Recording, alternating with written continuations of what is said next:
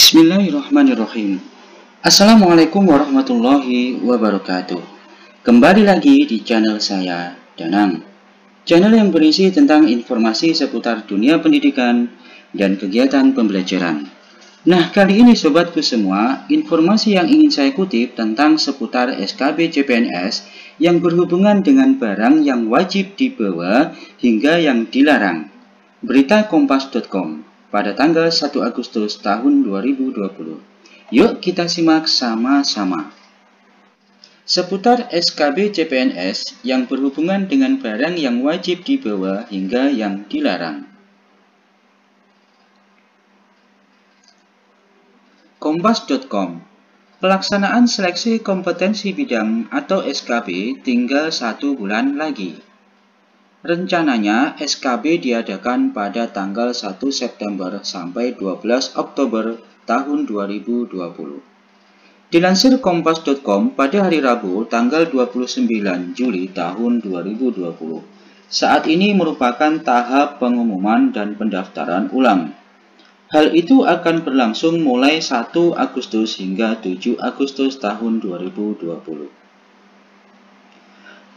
Menurut jadwal ia sudah mulai daftar ulang, kata Kepala Biro Hubungan Masyarakat, Hukum dan Kerjasama Badan Kepegawaian Negara BKN, Bapak Paryono pada kompas.com pada hari Sabtu tanggal 1 Agustus tahun 2020.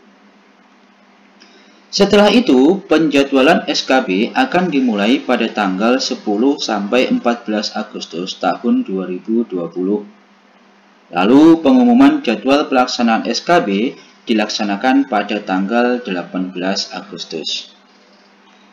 Selanjutnya, hasil seleksi rencananya diumumkan pada tanggal 20 Oktober tahun 2020 dan usul penetapan NIP pada tanggal 1 sampai 30 November tahun 2020.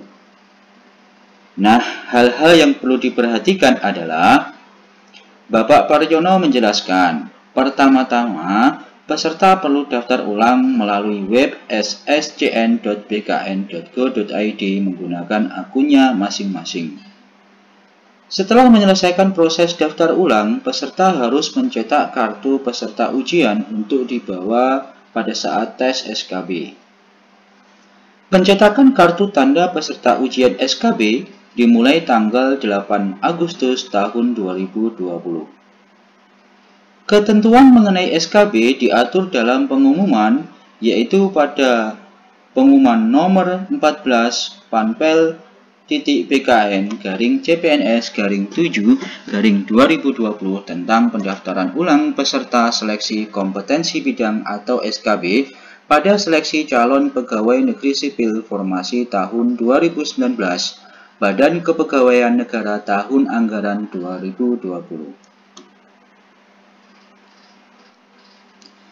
Di tempat tes, dalam pengumuman tersebut disebutkan bahwa peserta wajib isolasi mandiri mulai 14 hari sebelum pelaksanaan tes. Ingat ya, bagi peserta wajib isolasi mandiri mulai 14 hari sebelum pelaksanaan tes.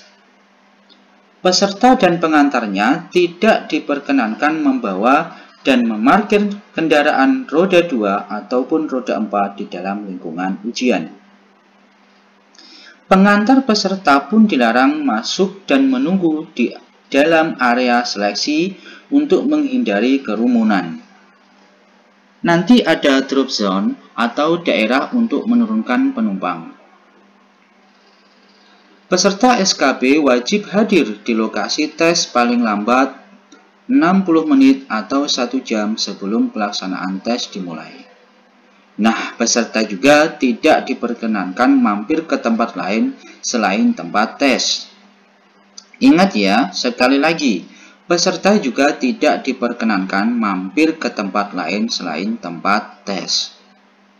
Saat di tempat tes, peserta wajib menjaga jarak dengan peserta lain minimal 1 meter. peserta duduk di tempat yang sudah ditentukan. Di sana nantinya ada tempat penitipan barang untuk menitipkan tas, alat elektronik, handphone, maupun benda lainnya yang tidak boleh dibawa masuk ke tempat tes.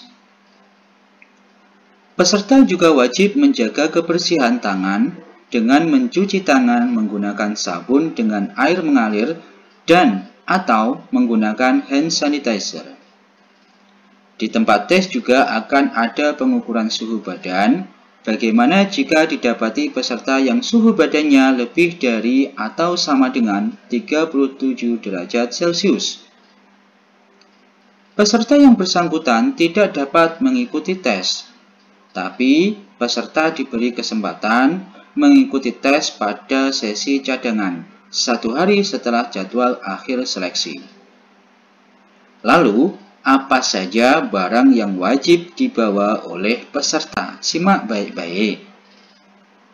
Berikut ini beberapa barang yang perlu dibawa peserta SKB saat tes. Yang pertama, masker. Peserta wajib menggunakan masker yang menutup hidung dan mulut hingga dagu. Jika diperlukan, penggunaan pelindung wajah bersama masker sangat direkomendasikan sebagai perlindungan tambahan. Yang kedua, KTP. KTP perlu dibawa untuk ditunjukkan ke panitia saat pelaksanaan SKB.